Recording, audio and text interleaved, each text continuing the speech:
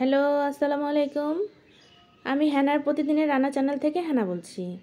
তো আপনারা কেমন আছেন? আমি আলহামদুলিল্লাহ ভালো আছি। আপনাদের জন্য আমার শুভকামনা রইল।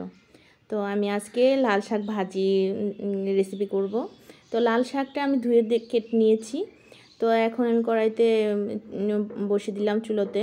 তো লাল শাক দিয়ে উপরে কাঁচামরিচ, পেঁয়াজ, রসুন, লবণ দিয়ে আমি একটু সিদ্ধ ভাপে বসিয়েছি। তো উপরে ঢেকে দিয়েছি। এখন দেখলাম কি অবস্থা। তো প্রায় হয়ে আসছে, একটু নরম হয়ে গেছে। তো একটু নেড়েচেড়ে নিচ্ছি, এপাশ ওপাশ করে নিচ্ছি, নিচে পড়ে না যায়। তো লাল শাক থেকে অনেক সময় পানি চলে আসে। তো আমি ভালো মতোই ছেঁকে নিয়েছি। লাল শাকে যেমন পানি ওঠে না, তো আমার লাল শাকটাতে আজকে পানি কমই উঠেছে। তো আমি ভালো করে নেড়েচেড়ে নিচ্ছি। তো এখন আমি উপরে ধনেপাতা ছিটিয়ে দিলাম। ধনেপাতাটা একটু সিদ্ধ হওয়ার জন্য একটু নেড়েচেড়ে নিচ্ছি।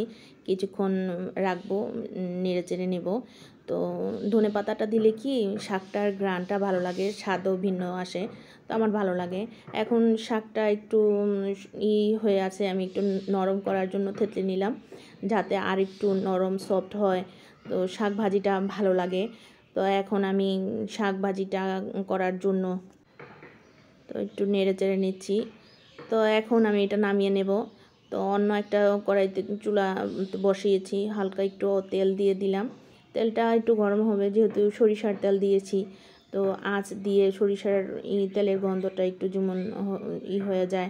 তো রসুন এবং পেঁয়াজ আমি একটু বাগার দিয়ে নিয়েছি।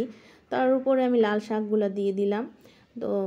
তো আমি আবার তেলে বাগারের শাকটা খাই। তো অনেকে তেল ছাড়াও বাগার দিয়ে খেয়ে থাকে। তো এক এক মানুষের এক এক পছন্দ। তো আমার এই রেসিপিটা যদি আপনাদের ভালো লেগে থাকে, প্লিজ আমার এই চ্যানেলটিকে সাবস্ক্রাইব করবেন। তো আমার এই ভাজিটা হয়ে আসছে, অনেকটা একটু নেড়ে চেড়ে নিচ্ছি, যেমন তেলটা শাকটির মধ্যে এপাশ ওপাশ করে নিচ্ছি, ভালো মতন লেগে থাকে। আমি নেড়ে চেড়ে নিচ্ছি, তারপর আমি শাকটিকে নামিয়ে নেব। তো আমি এখন বাটিতে ঢেলে নিয়েছি। তো আমার এই শাকটা পরিপূর্ণ প্রস্তুত। তো ভালো লেগে থাকে তাহলে সাবস্ক্রাইব করবেন প্লিজ।